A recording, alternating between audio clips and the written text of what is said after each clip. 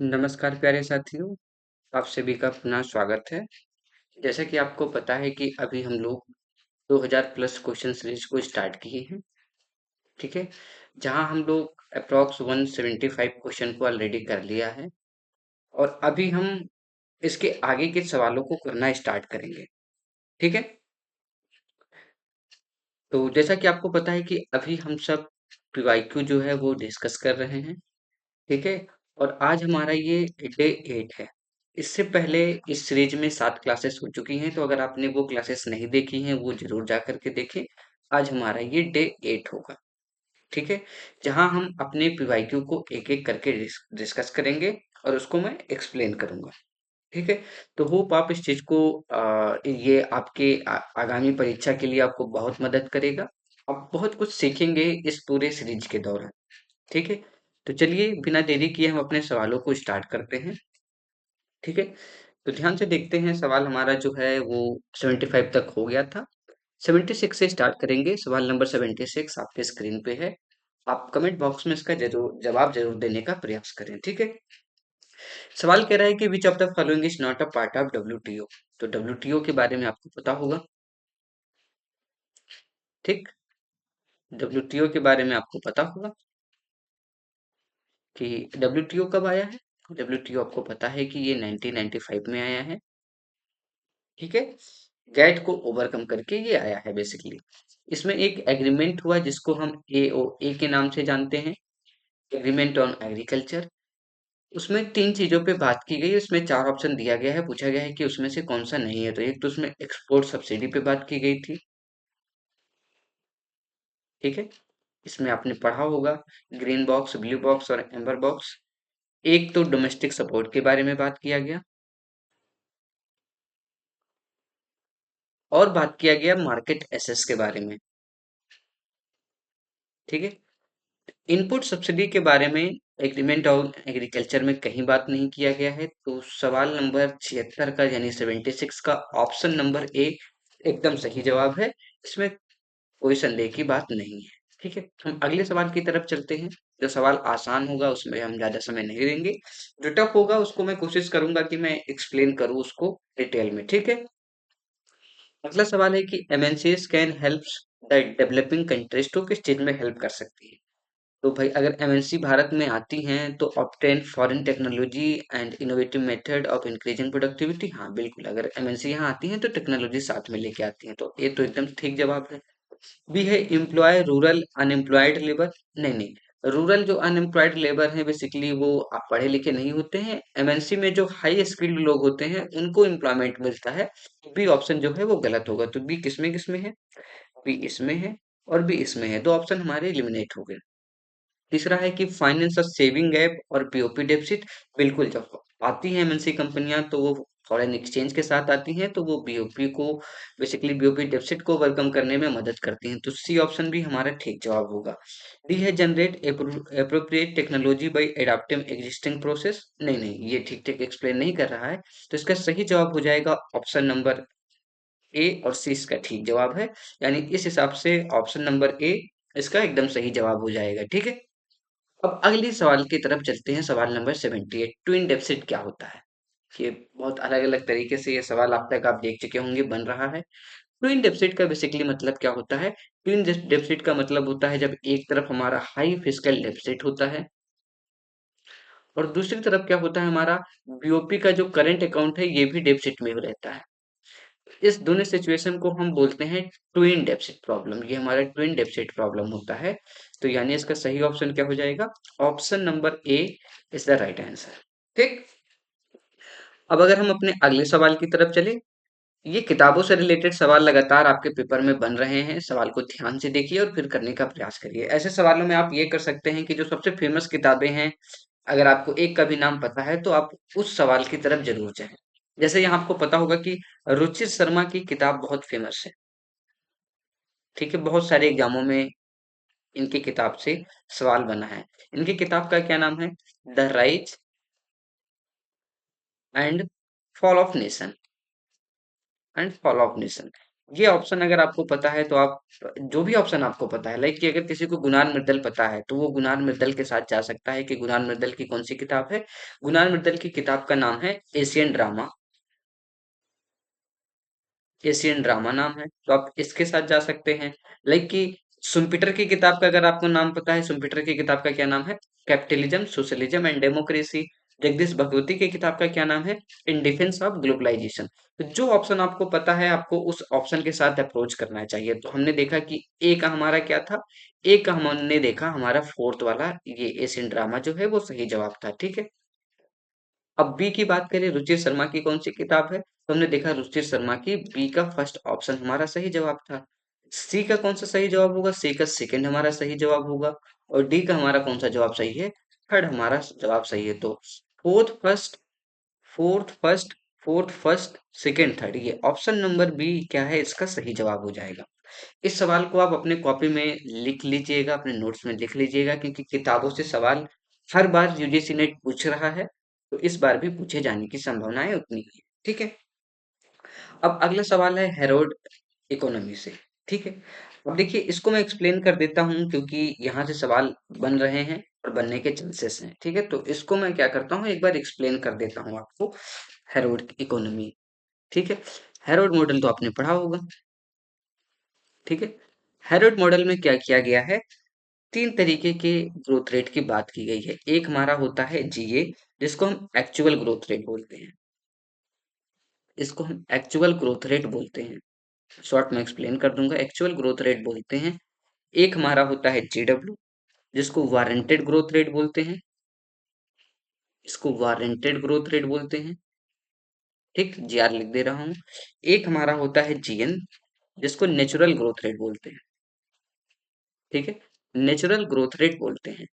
Actual growth rate क्या बताता है कि the rate at which the economy is actually growing, मतलब ये बताता है कि एक्चुअली में हमारा जो इकोनॉमी जिस रेट से ग्रो कर रहा है उसके बारे में ये बात कर रहा है, ये एक्चुअली ग्रोइंग रेट के बारे में बात करता है। जबकि जो हमारा वारंटेड ग्रोथ रेट है वो ये बताता है कि किस रेट से ग्रो करना चाहिए हमारी इकोनॉमी, ठीक है।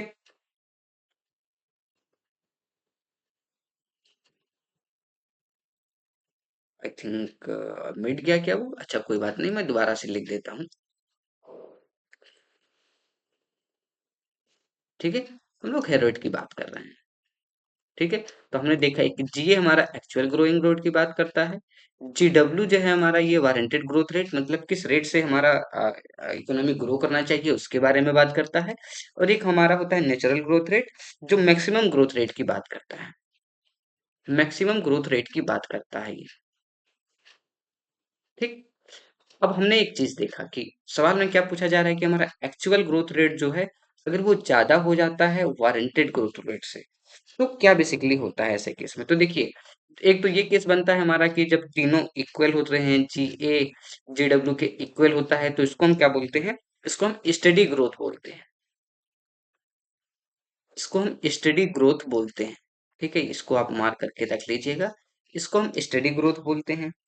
अगर हमारा जी वारंटेड रेट एक्चुअल ग्रोथ जो है वो वारंटेड से ज्यादा होता है, तो बेसिकली होता क्या है कि जो फर्म है, जो बेसिकली इस केस में जब हमारा एक्चुअल ज्यादा होता है वारंटेड से, तो जो फर्म होती हैं वो मोर इन्वेस्टमेंट करती हैं, मोर प्रोडक्शन होता है, मोर इन्वेस्टमेंट करती हैं, जिसकी वजह से बेसिकली होता क्या है कि एक्सेस डिमांड हो जाता है, ठीक है। जो डिमांड है वो एक्सेस डिमांड हो जाता है, जिसकी वजह से बेसिकली हमारा क्या होता है, इन्फ्लेशन हो जाता है, ठीक है। तो जब एक्चुअल ज्यादा हो जाएगा वारंटेड से ग्रोथ रेट में, तो उस केस में क्या होगा हमारा, उस रेट में हमारा बेसिकली इन्फ्लेशन होगा, ठीक है। तो आप इस सवाल को बहुत ध्यान पूर्वक करिएगा, आगे अगर ये सवाल बनता है तो ऑप्शन नंबर ए इसका क्या हो जाएगा, सही जवाब हो जाएगा। अगले सवाल की तरफ बढ़ते हैं, सवाल नंबर 81 को ध्यान से देखिए क्या पूछ रहा है कि the presence of increasing return to scale in an industry leads, तो अच्छा अगर इंक्रीजिंग रिटर्न क्या नाम है, रिटर्न आता है तो क्या होगा, ठीक है। तो क्या क्या देख के रखा है कि डिस्करेजिंग प्रोड्यूसर फ्रॉम एक्सपोर्टिंग, नहीं नहीं, अगर भाई इंक्रीजिंग रिटर्न है तो एक्सपोर्ट के लिए वो डिस्करेज नहीं करेगा। Given a comparative advantage in that industry to large country, बिल्कुल कंपैरेटिव एडवांटेज होगा, तो भी तो इसका एकदम सही जवाब होगा, बहुत ही आसान सवाल है ये।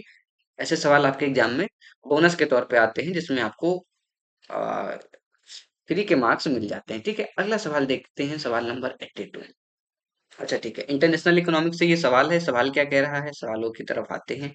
ठीक है, सवाल बेसिकली क्या कह रहा है कि ग्रॉस बार्टर सिस्टम, अच्छा मैथ द कॉलम करना है। ठीक है, तो ग्रॉस बार्टर सिस्टम किसके द्वारा दिया गया है भाई साहब? आपने इस टॉपिक को पढ़ा होगा, कई बार पढ़ा होगा। ग्रॉस बार्टर सिस्टम किसके द्वारा दिया गया है? ये टॉसिंग के द्वारा दिया गया है। ठीक है, ये टॉसिंग के द्वारा दिया गया है। सिंगल फैक्टोरियल किसके द्वारा दिया गया है? सिंगल फैक्टोरियल जो है वो जैकब वीनर के द्वारा दिया गया है। ठीक है, इनका नाम याद कर लीजिएगा, यहाँ से सवाल पेपर में लगातार पूछे जाते हैं।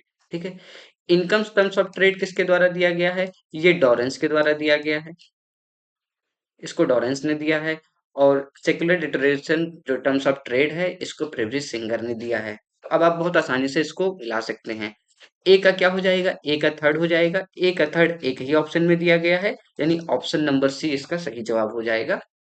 बहुत बढ़िया भाई, आप आसानी से इसको कर ले जाएंगे। ठीक है, अगला सवाल जो है वो पूछा जा रहा है, regional comprehensive economic partnership is propose free trade agreement between the member of. इसका जवाब आपको देना है। ठीक है, अगर आप कहिए तो मैं इसको थोड़ा सा एक्सप्लेन कर देता हूँ, ताकि आप इस सवाल को बना पाएं। क्या क्या दिया गया है? एक तो सार्क, एशियान, ब्रिक, तो इसके बारे में थोड़ा सा डिटेल में हम लोग देख लेते हैं, ताकि अगर कोई सवाल यहाँ से भविष्य में बने तो हमको वो याद रहे। ठीक है, तो कौन कौन सा दिया गया है? एक तो एशियान दिया गया है। ठीक है, तो हम सबके बारे में, जैसे सार्क दिया गया है, तो ये है क्या, कब स्टेब्लिशमेंट हुआ, ये बेसिकली हम बात कर लेते हैं। तो सार्क क्या है, को इसका फुल फॉर्म पता होगा। इसका मतलब होता है south Asian association, south Asian association for regional corporation, for regional corporation. ठीक, ये सार्क हो गया हमारा। सार्क के बारे में आपको पता है कि इसका स्टेब्लिशमेंट कब हुआ, कब ये स्टेब्लिश हुआ सार्क? सार्क जो स्टेब्लिश हुआ वो 1985 में हुआ। ठीक है, इसका हेडक्वार्टर कहाँ है? इसका हेडक्वार्टर कहाँ है? इसका हेडक्वार्टर जो है वो काठमांडू में है। हेडक्वार्टर इसका काठमांडू में है। और एक सवाल कभी कभी पूछता है कि कितने फाउंडिंग मेंबर थे, तो फाउंडिंग मेंबर कितने थे? फाउंडिंग मेंबर इसमें टोटल 7 हमारे फाउंडिंग मेंबर थे। ठीक, 7 हमारे टोटल फाउंडिंग मेंबर थे। इस तरीके के सवाल आपके पेपर में लगातार पूछे जाते हैं, तो आप आ, प्रयास करिएगा ऐसे सवालों को बनाने का। ठीक है, एक तो ये हो गया हमारा। दूसरा आपसे जो पूछा गया है वो पूछा गया है एशियान के बारे में, तो वो भी मैं थोड़ा सा डिटेल में आपको बता देता हूँ कि एशियान क्या है। एशियान का मतलब होता है एसोसिएशन,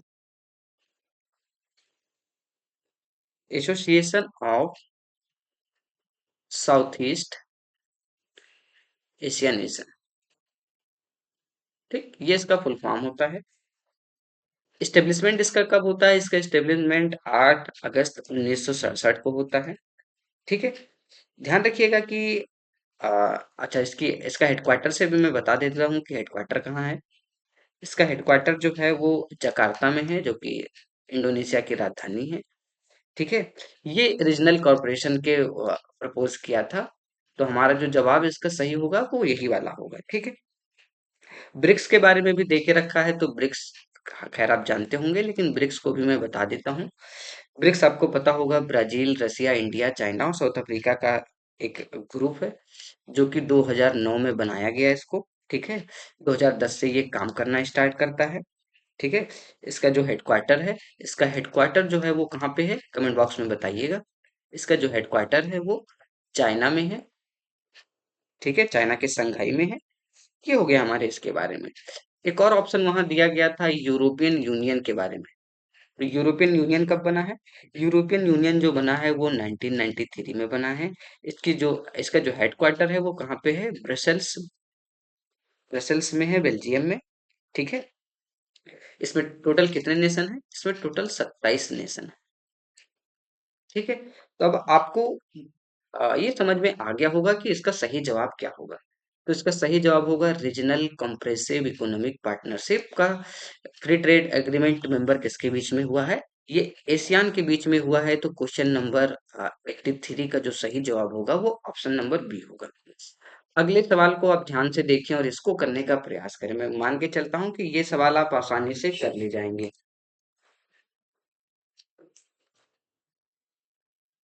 ठीक है। सवाल क्या कहा है कि which of the following does not form part of foreign exchange reserve in India. ठीक है। इस सवाल को ध्यान से देखिए।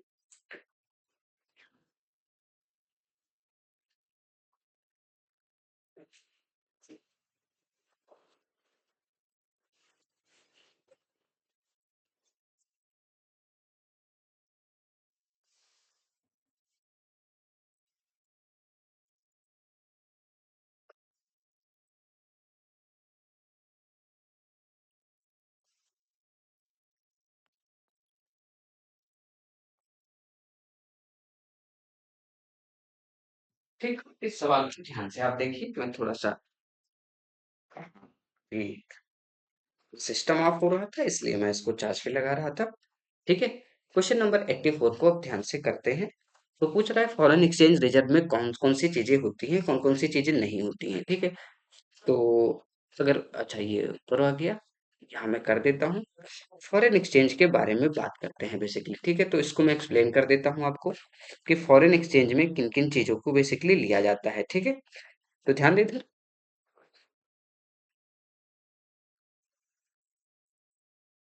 फॉरेन एक्सचेंज में कौन कौन से आइटम होते हैं। ठीक है। तो एक हमारा गोल्ड रिजर्व होता है, कि हमारे पास कितना गोल्ड रिजर्व है, पहली चीज। दूसरा एसडीआर होता है, स्पेशल ड्राइंग राइट। एसडीआर होता है हमारे पास। ठीक है। फॉरेन करेंसीज होती हैं। फॉरेन करेंसीज होती हैं। ठीक है। और एक क्या होता है, आईटीपी होता है हमारा, रिजर्व ट्रांचे पोजीशन इन आईएमएफ। ये चार चीजें हमारी बेसिकली क्या होती हैं, फॉरेन एक्सचेंज रिजर्व में आती हैं। अब हम ऑप्शन को देखते हैं। ऑप्शन में गोल्ड दिया है, गोल्ड होता है, एसडीआर होता है, फॉरेन करेंसी एसेट होता है, यानी डी वाला ऑप्शन जो है वो गलत जवाब है, ये नहीं होता है। ठीक है। तो ये क्वेश्चन नंबर 84 हो गया। क्वेश्चन नंबर 85 को ध्यान से देखते हैं। In the context of US economy which one of the following is true for Triffin dilemma. अच्छा, ट्रिफिन डिलेमा से सवाल बना है। ट्रिफिन डिलेमा मैं मान के चलता हूँ आपने पढ़ा होगा इस चीज को, कि US has to support a large supply of dollar to act as internationally accepted currency. ये हो गया हमारा। अगला ऑप्शन क्या दिया गया है कि there is a conflict in the short run domestic and long run objective of the US trade policy resulting in. ये दिया गया है। ठीक है। तो आप गेस करिए कि इसका सही जवाब क्या हो सकता है। तो दोनों जवाब क्या है, इसका सही जवाब है बोथ ए एंड बी। दोनों इसका सही जवाब है। आप रिटन आउट का विघटन अगर पढ़ेंगे तो वहां ये चीजें आपको आसानी से देखने को मिलेंगी। ठीक है। अगला सवाल है question number 86। For a financial asset, which of the following is are correct in relation to rate of return and the yield from it? ठीक है। तो रेट ऑफ रिटर्न जो है वो रेट्रोस्पेक्टिव होता है, और जबकि जो यील्ड होता है हर, वो क्या होता है, प्रोस्पेक्टिव होता है। तो पहला ऑप्शन इसमें ठीक दिया गया है। तो इसका ऑप्शन नंबर ए तो ठीक है। बी एक बार चेक कर लेते हैं। बी क्या बोल रहा है कि rate of return does not include capital gains. नहीं नहीं नहीं, बी तो गलत है। तो ऑप्शन नंबर ए सिर्फ सही है, जिसका ऑप्शन नंबर सी जो है वो सही जवाब है। ठीक है। अगले सवाल की बात करते हैं कि arrange the following sector in the ascending और। ठीक है। अच्छा, 2011-12 के बेसिस पे पूछा हुआ है। तो मैं इसको एक बार आपको बता देता हूँ कि किसका कितना वेटेज होता है, जो हम इंडेक्स ऑफ इंडस्ट्रियल प्रोडक्शन बनाते हैं। ठीक है। अगर आपको पता है तो आप कमेंट बॉक्स में जरूर बताइएगा, और अगर नहीं पता है तो आप इस डेटा को लिख लीजिएगा। ठीक है। माइनिंग का कितना होता है।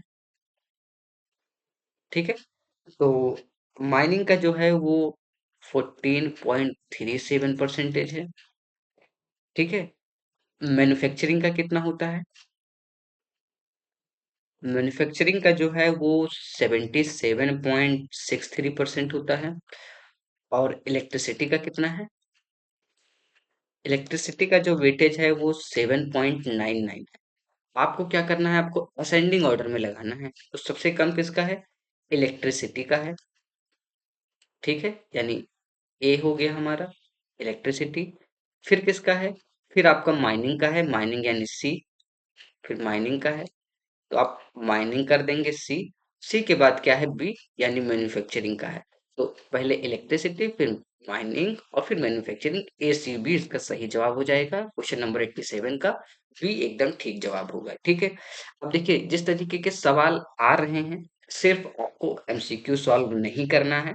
ठीक है, आपको जो सवाल आ रहे हैं अच्छी बात है, जहां पे सवाल नहीं आ रहे हैं आपको वीडियो पॉज करके एक कोई आप कॉपी बनाइए।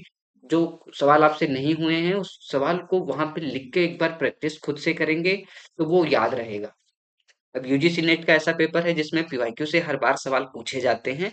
पीवाईक्यू बहुत इंपॉर्टेंट है।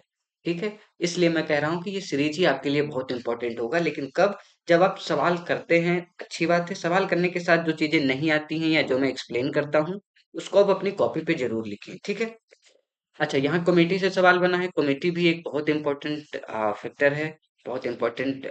इसका एक अच्छा खासा वेटेज रहता है यूजीसी नेट में। 5 6 7 सवाल आपको देखने को मिलते हैं यहाँ से। ठीक है, अलग अलग तरीके से। तो आप इस टॉपिक को जरूर पढ़ के जाएं। तो क्या क्या पूछा गया है? इंडस्ट्रियल सिकनेस पूछा गया है। ठीक है, इंडस्ट्रियल सिकनेस ये बहुत रिपीटेड क्वेश्चन है ये सब, जो डायरेक्ट आपके पेपर में पूछे पूछे जाते हैं पीवाईक्यू से। ठीक है, ठीक है। तो इंडस्ट्रियल सिकनेस जो है वो ओमकार गोस्वामी का है। जो आपको पता होता है आप वहां से अप्रोच करना स्टार्ट करें। मैं हमेशा इसी अप्रोच को फॉलो करता हूँ कि जो चीजें मुझे पता होती हैं मैं कोशिश करता हूँ कि सबसे पहले वहीं से स्टार्ट करूँ। ठीक है, तो ए का तो सेकंड हो जाएगा। संयोग से देखिए ए का सेकंड ही है। इसी तरीके से सवाल को किया जाता है। ठीक है, तो ये हो गया हमारा। अगला है हमारा पब्लिक सेक्टर एंटरप्राइजेज जो है। पब्लिक सेक्टर एंटरप्राइजेज जो है वो अर्जुन सेन गुप्ता का है, यानी जो बी का सही जवाब होगा वो कौन सा जवाब होगा? 4 हो जाएगा। फिर स्मॉल स्केल इंडस्ट्री के बारे में बात किया गया है। तो स्मॉल स्केल इंडस्ट्री जो है वो किसका है? आबिद हुसैन का है। और डी जो होगा आपका इंफ्रास्ट्रक्चर। तो इंफ्रास्ट्रक्चर आपका कौन सा है? वो राकेश मोहन का है। तो जो अगर आपको ये याद है, नहीं याद है तो आप एक कॉलम बना के अपने कॉपी में इसको लिखें कि इंडस्ट्रियल सेक्टर जो है वो ओमकार गोस्वामी से रिलेटेड है। ठीक है, पब्लिक सेक्टर जो है वो आपका अर्जुन सेन गुप्ता से है। स्मॉल स्केल इंडस्ट्री जो है वो आबिद हुसैन से है। इन सब का नाम और कमेटी का नाम दोनों जरूर लिखें, ताकि आगे से ये सवाल आपके सामने आए तो आप इसको बहुत आसानी से बना सके। तो इसका सही जवाब क्या हो जाएगा? ऑप्शन नंबर बी हो जाएगा। ठीक, क्वेश्चन नंबर 89 की बात करते हैं। देखिए क्रोनोलॉजी भी एक बहुत इम्पोर्टेंट पैटर्न बन गया है यूजीसी नेट का। क्रोनोलॉजी के बेस पे आपको अच्छे खासे सवाल प्रैक्टिस करके जाने पड़ेंगे। ठीक है, तो क्या-क्या दिया गया है? 4 बेसिकली एक्ट दिए गए हैं, इनको क्रोनोलॉजी में आपको अरेंज करना है। कंपटीशन एक्ट कब आया है? कंपटीशन एक्ट आपको पता होगा 2002 में आया है। फीमा कब आया है? फीमा जो आया है वो 1999 में आया है। फेरा 1973 में आया था, तो कंफ्यूज नहीं होना है। कंज्यूमर प्रोटेक्शन एक्ट आपका 1986 में आया है। और फैक्ट्रीज एक्ट कब आया है? 1948 में आया है। तो पहले ए होगा इसका, ए के बाद सी होगा, सी के बाद बी होगा, और बी के बाद आपका क्या होगा? बी के बाद आपका होगा ए।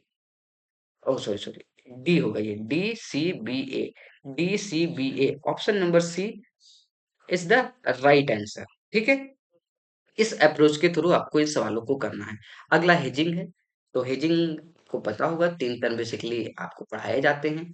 हेजिंग, स्पेकुलेटिव और आर्बिट्रेज। हेजिंग क्या होता है? हम जो फ्यूचर में फ्लक्चुएशंस की वजह से रिस्क आ सकता है उसको बेसिकली कवर करने का प्रयास करते हैं। तो इसका सही जवाब क्या हो जाएगा? Covering of risk of fluctuation in the foreign exchange rate in future. तो बी इसका सही जवाब हो जाएगा। एक होता है हमारा स्पेकुलेशन और एक हमारा होता है आर्बिट्रेज। आर्बिट्रेज, आर्बिट्रेज में बेसिकली क्या होता है कि हम एक करेंसी को किसी मार्केट में कम रेट पे खरीदते हैं और दूसरे जगह हम उसको ज्यादा रेट पे बेचते हैं और बेच कर प्रॉफिट कमाते हैं, ठीक है। ये आर्बिट्रेज में होता है। स्पेकुलेटिव जैसा सट्टा नाम से ही पता चल रहा है, यहाँ सट्टेबाजी की जाती है, ठीक है। अगला सवाल ध्यान से देखते हैं कि assume an agricultural growth is 4%, ठीक है। एग्रीकल्चर ग्रोथ जो है वो 4% है। और क्या दिया है, what will be its contribution to the GDP growth with 20% contribution agriculture sector, ठीक है। 20% है मतलब कितना, मान लें 0.2 है ये, ठीक है। तो इसका पूछा गया है कि कितना कंट्रीब्यूशन होगा, तो कुछ नहीं, आपको इसको मल्टीप्लाई कर देना है, तो 4 दूनी 8, 0.8 पता चल जाएगा, ये 0.8 इसका सही जवाब हो जाएगा। Question number 91। क्वेश्चन नंबर 92 की बात करें, ये सवाल आपको विजुअल होगा कि the government levying tax on polluter और एक्सचेंज सॉरी और charging a surcharge for pesticide use means, इसका मतलब क्या है, बेसिकली गवर्नमेंट टैक्स क्यों लगाता है पेस्टिसाइड वगैरह के पे, तो क्यों लगाता है, मार्जिनल अवेटमेंट कॉस्ट के लिए नहीं, फ्री राइडर के लिए नहीं, कॉस्ट टर्म का नहीं, ये इंटरलाइज करना चाहता है, जो नेगेटिव एक्सटर्नलिटीज को इंटरलाइज करने के लिए ये चार्जेस लगाए जाते हैं। तो 92 का ऑप्शन नंबर ए सही जवाब हो जाएगा, ठीक। 93 की बात करें तो अकॉर्डिंग टू TW, ठीक है, अच्छा इनकी थ्योरी क्या बेसिकली कह रही है उसके बारे में बात किया जा रहा है, ठीक है। तो farmers in developing countries are unresponsive to government set agriculture prices, ठीक है। Farmers in developing country are willing to innovate and adopt new technology of cultivation, तो ये बेसिकली किस चीज को एक्सप्लेन कर रहे हैं, उसके बारे में बात की जा रही है यहाँ पे, ठीक है। तो पहला ऑप्शन दिया गया है कि farmer in developing country are unresponsive to government set, ऐसा तो हो ही नहीं सकता है भाई, जो सरकार चाहती है वही होता है, तो ए गलत है। और बी इसका सही जवाब है, ऑप्शन नंबर बी जो है वो एकदम ठीक जवाब है। आप कॉमन सेंस लगा करके भी इस सवाल को आसानी से बना सकते हैं। अच्छा, कोर इन्फ्लेशन, मैंने बहुत सारे पेपरों में देखा है कोर इन्फ्लेशन से सवाल बने हैं। तो देखिए, कोर इन्फ्लेशन बेसिकली क्या होता है कि जो हमारा मेन इन्फ्लेशन होता है उसमें से हम वोलाटाइल प्राइस को माइनस कर देते हैं। वोलाटाइल प्राइस का मतलब क्या है कि जो हमारा फूड इन्फ्लेशन होता है और जो हमारा फ्यूल इन्फ्लेशन होता है उसमें से हम उस चीज को माइनस कर देते हैं। तो headline inflation minus food inflation और माइनस फ्यूल इन्फ्लेशन, ये ऑप्शन नंबर बी इसका सही जवाब हो जाएगा क्वेश्चन नंबर 94 का, ठीक है। अब अगले सवाल की तरफ आते हैं। अगला सवाल क्या कह रहा है कि, थोड़ा छोटा कर देता हूं उसको, ठीक। अगला सवाल कह रहा है कि when the Reserve Bank of India announce an increase in of the CRR, अगर CRR बढ़ाया जाएगा तो क्या होगा, the commercial bank will have less money to lend, बिल्कुल अगर CRR ज्यादा हो जाएगा, कैश रिजर्व रेशियो, यानी बैंक को अपने डिपॉजिट का कुछ हिस्सा जो है जो बैंक के RBI के पास रखना पड़ता है, अगर वो हिस्सा बढ़ जाएगा तो उसके पास कम पैसा बचेगा कि वो मार्केट में लिक्विडिटी को बढ़ा सके, किसी को लोन दे सके, तो ऑप्शन नंबर ए ही इसका सही जवाब हो जाएगा, ठीक। अब अगर अगले सवाल की बात करें कि rank of the following state in descending order, अच्छा डिसेंडिंग ऑर्डर की बात की जा रही है, सेक्स रेशियो पे बेसिकली ये सवाल है। तो आप इसका करंट डेटा जरूर देख के जाएं, ठीक है, यहाँ से सवाल अक्सर बन रहे हैं तो आप इसको मिस नहीं कर सकते हैं। आप इसका एक बार करंट डेटा देख लीजिएगा, अगर आप बोलेंगे तो मैं इसको एक्सप्लेन भी कर दूंगा, ठीक है। क्योंकि यहाँ से सवाल जो है वो अलग अलग तरीके से बन रहे हैं, तो गेस करिए किसका कितना होगा, सबसे कम किसका होगा ये गेस करिए। तो देखिए, पंजाब का कितना है, पंजाब का 895, हरियाणा का इससे भी कम है, हरियाणा का आई थिंक 828 ऐसे समथिंग कुछ है, 28 करके कुछ है, ठीक है। बिहार का कितना है, बिहार का 918 है, एज पर 2011 सेंसस पूछ रहा है, ये 2018 है। यूपी का कितना है, यूपी का 912 है। और मध्य प्रदेश का कितना है, मध्य प्रदेश का 931 है, ठीक है। ए ही जैसा आपको पहले ही दिख गया है, ए ए सी डी बी, ये थोड़ा सा यहाँ मिस है, इस सवाल को ड्रॉप किया गया था, ऑप्शन नंबर ए इसका सही होगा, लेकिन इसका इस तरीके से सही होगा, ADCB इसका सही जवाब होगा। इस सवाल को ड्रॉप किया गया था उस साल जब ये आया था, ठीक है। क्वेश्चन नंबर 97 जो है वो NFHS 5 से पूछा गया है, आप NFHS 4 से पूछा गया है, लेकिन आप थोड़ा सा अपडेट होके जाइएगा। जो NFHS 5 के कुछ डेटा दिए गए हैं उसको आप जरूर एक बार देख के जाइएगा, ठीक है। तो क्या आपको मैथ द कॉलम करना है बेसिकली। यहाँ टोटल फर्टिलिटी रेट इस समय 2 है, उस समय कितना था, ये 2.2 था, तो ये पहले का तो 1 1 हो जाएगा। आप पहले से मैच कर देंगे तो सी वाला ऑप्शन तो पहले एलिमिनेट हो गया। इन्फेंट मोर्टेलिटी रेट की बात की जाए तो अभी कितना है, अभी 28 है, उस समय ये 41 हुआ करता था, तो यानी बी का क्या हो जाएगा, बी का 4 हो जाएगा। तो इस डेटा को जरूर एक बार देख के जाइएगा, ठीक है। बी का 4 हो जाएगा, ऑप्शन नंबर बी हमें यहीं से पता चल गया। आप जरूर से जरूर एनएफएचएस 5 का डेटा एक बार समरी देख लीजिएगा, इस तरीके के सवाल आपसे पूछे जाएंगे उसमें, ठीक है। अच्छा, लाइव टेबल से पूछा है। लैब टेबल का जो लेक्चर है वो श्योर शॉर्ट टॉपिक पे बहुत जल्दी अपलोड होने वाला है। अगर आप लोग श्योर शॉर्ट टॉपिक इस चैनल पे जो पड़ा हुआ है उसके प्लेलिस्ट के सारे वीडियो जरूर देख के जाइएगा। मैं यकीनन कह रहा हूँ कि आपके पेपर में कई सारे सवाल उस श्योर शॉर्ट टॉपिक से आने वाले हैं। वहां पे उस टॉपिक पे ज्यादा फोकस किया गया है जहां से हर बार रिपीट होके सवाल आ रहे हैं, तो आप उसको जरूर देख के जाइएगा, ठीक है। तो which of the following is not a part of life table. तो लाइफ टेबल में एज स्पेसिफिक डेथ रेट को दिखाता है, लाइफ एक्सपेक्टेंसी को भी दिखाता है, सर्वाइविंग, हाँ ये भी दिखाता है। नहीं, बर्थ रेट के बारे में बात नहीं किया गया है, तो डी ऑप्शन इसका क्या होगा, वो गलत जवाब होगा, ठीक है। ये सवाल नंबर 98 था। सवाल नंबर 99 की बात करें कि the table of nature is laid for the few. अच्छा, ये बेसिकली कहा किसके द्वारा गया है, ये माल्थस का है। ये भी सवाल देखिए कई बार रिपीटेड है, कई बार यहाँ से सवाल बने हैं, इसको एक बार कर लीजिएगा। आज के इस सेशन का सबसे लास्ट सवाल है कि optimum pollution will be at point where. Optimum pollution जो कैनन की थ्योरी है, पॉपुलेशन की कई सारी थ्योरी है, आप माल्थस को पढ़िए, लॉजिस्टिक कर्व को पढ़िए, कैनन की थ्योरी है, कैनन की थ्योरी को पढ़िए, ब्लेकर की थ्योरी है। ये 4 5 थ्योरी है पॉपुलेशन की जहां से सवाल पूछे जाते हैं, तो आप इसको देख लीजिएगा। तो इनके हिसाब से ऑप्टिमम पॉल्यूशन पॉपुलेशन जो है वो कहाँ पे होगा, ये आपको बताना है। तो इसका सही जवाब कहा क्या होगा, जब पर कैपिटा इनकम मैक्सिमम होगा। तो क्वेश्चन नंबर 100 का ऑप्शन नंबर बी जो होगा वो एकदम ठीक जवाब होगा। आज का हमारा ये सेशन यही समाप्त होता है। लास्ट तक इस वीडियो को देखने के लिए आप सभी का बहुत शुक्रिया। मैं उम्मीद करता हूँ कि इस 25 सवाल करके आपने सिर्फ 25 सवाल नहीं सीखा होगा, और भी बहुत सारे कॉन्सेप्ट आपके क्लियर हुए होंगे। Thank you, thank you so much.